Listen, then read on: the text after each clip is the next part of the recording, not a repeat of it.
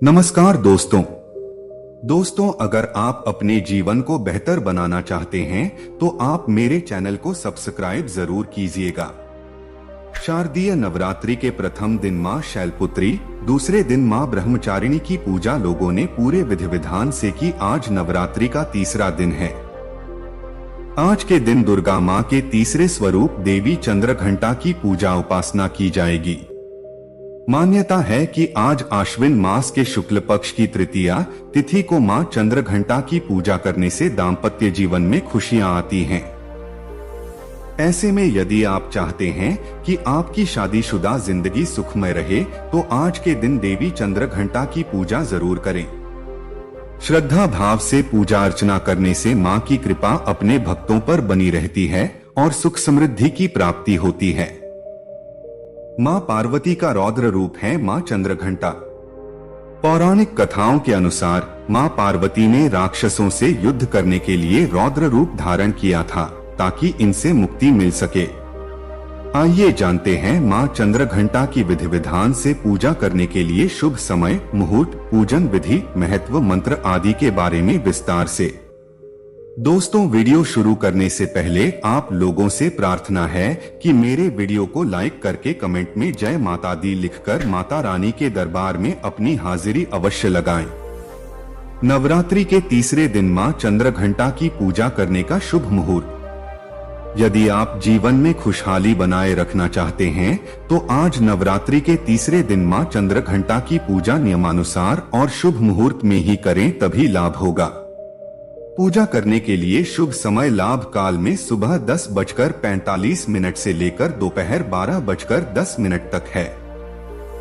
अमृत काल में दोपहर 12:11 से लेकर 01:36 तक है। वहीं शुभ काल में अपराह्न 3:03 से सायं 4:28 बजे तक शुभ मुहूर्त है। मां चंद्रघंटा के पूजा मंत्र।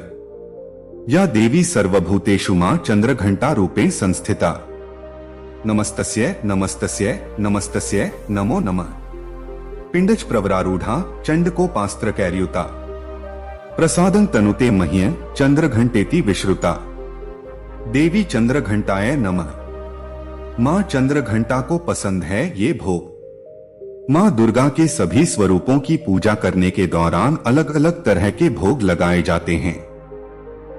मां चंद्रघंटा को आप भोग में सेब, केला, दूध की मिठाई, खीर आदि का भोग लगा सकते हैं क्योंकि ये चीजें उनकी पसंदीदा हैं।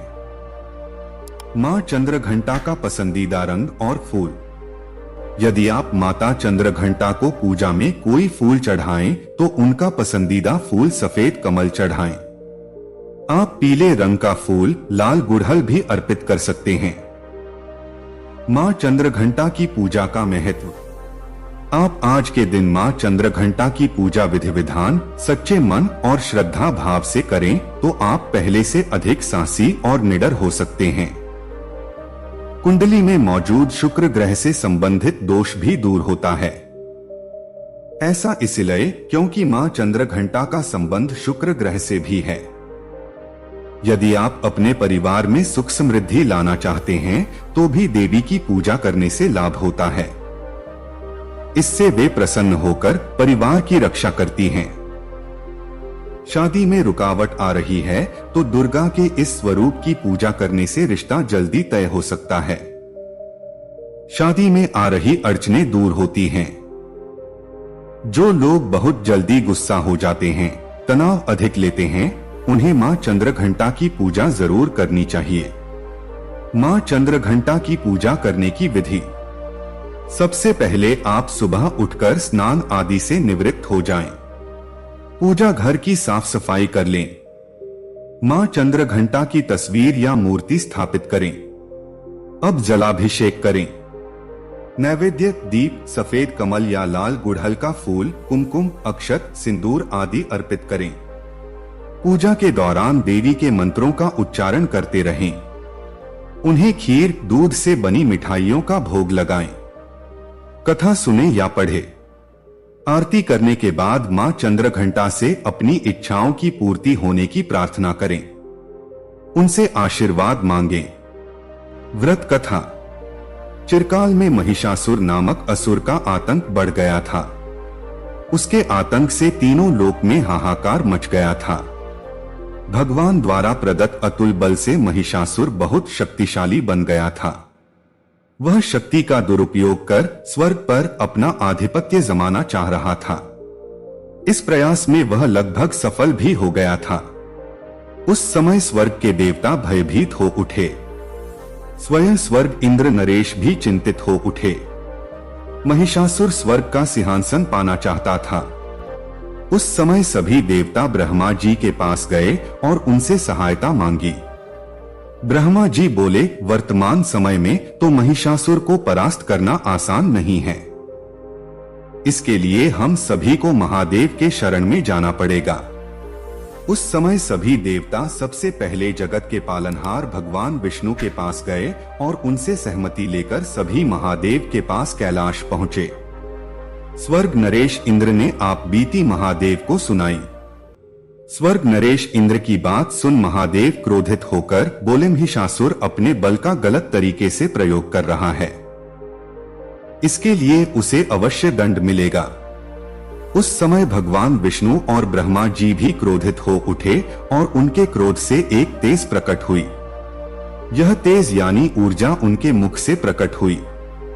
इसी ऊर्जा से एक देवी प्रकट हुई। उस समय भगवान शिव ने देवी मां को अपना त्रिशूल दिया। भगवान विष्णु ने अपना सुदर्शन चक्र दिया। स्वर्ग नरेश इंद्र ने घंटा प्रदान किया। इस प्रकार सभी देवताओं ने देवी मां को अपने अस्त्र शस्त्र दिए। तब मां चंद्रघंटा ने त्रिदेव से अनुमति लेकर महिषासुर को युद्ध के लिए ललकारा। शास्त्रों में निहित है कि कालांतर में मां चंद्रघंटा और महिषासुर के मध्य भीषण युद्ध हुआ। इस युद्ध में मां के प्रहार के सामने महिषासुर टिक न सका।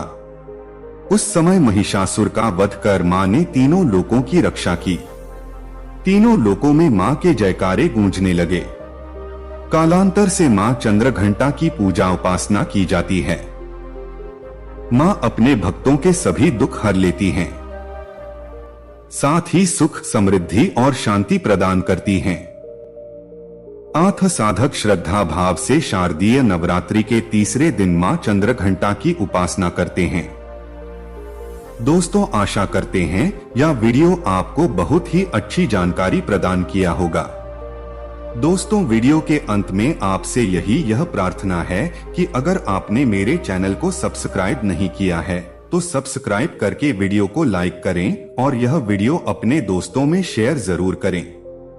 वीडियो को पूरा देखने के लिए बहुत बहुत धन्यवाद।